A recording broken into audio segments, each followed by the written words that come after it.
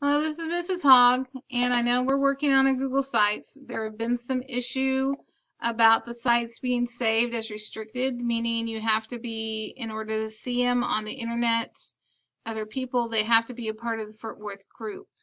This is how you change that. So here's you have to go to Google Drive, which is you go up to the waffle, click on Google Drive, that's where your site is saved. And I have it here, but I'm going to scroll down to where I have it listed here. This is the symbol for Google Sites, the little icon. I'm going to right click and go to share. And then you want to go down here to where it says links. You click change. And right here it says publish site public.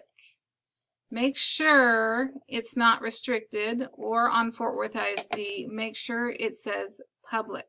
And that's how you change that setting. And then you click done. And then you should be able to click on your sites and publish.